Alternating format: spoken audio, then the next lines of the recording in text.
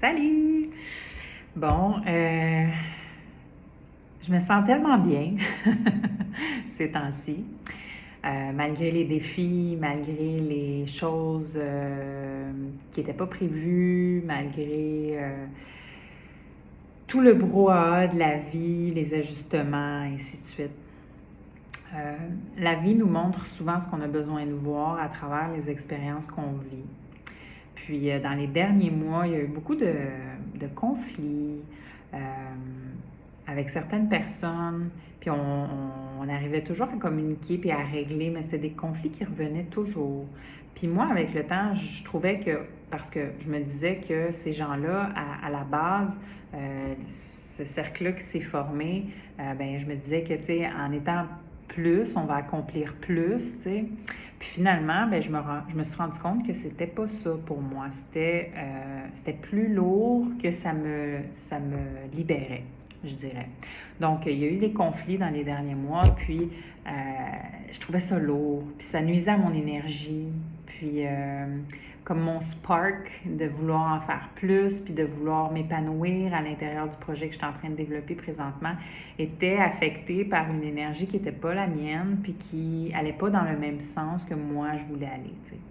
Fait que, résultat, ben, la vie réorganise les choses, donc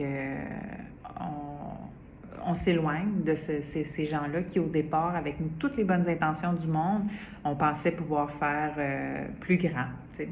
Finalement, je me suis rendu compte que la vie m'enseignait quelque chose à ce moment-là. Elle m'enseignait que peut-être que cette décision-là, au départ, je l'ai prise parce que je pensais que je n'étais pas suffisante dans ce que j'allais accomplir. J'avais besoin d'autres personnes pour me sentir suffisante dans ce qui s'en venait devant moi. Puis finalement, étant donné que les derniers mois ont été un peu plus lourds pour moi énergétiquement parlant, bien, je faisais ce que j'avais à faire, puis souvent, je faisais plus parce que fallait que j'attire avec moi l'environnement qui était autour de moi.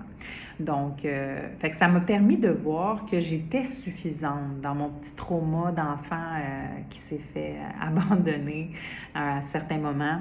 Ben là, j'étais en mesure de voir que j'étais suffisante et ça l'a comme permis la réflexion de je n'ai plus peur du futur parce que je sais que je suis assez.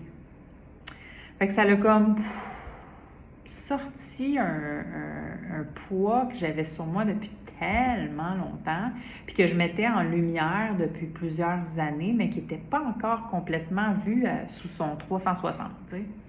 Donc là, ça l'a permis ça. Fait que j'ai trouvé ça vraiment intéressant de constater encore que les expériences, les personnes qui nous entourent sont des miroirs de ce qui se trouve à l'intérieur de nous. Donc, permet des compréhensions profondes de ce qui se passe en dedans de nous.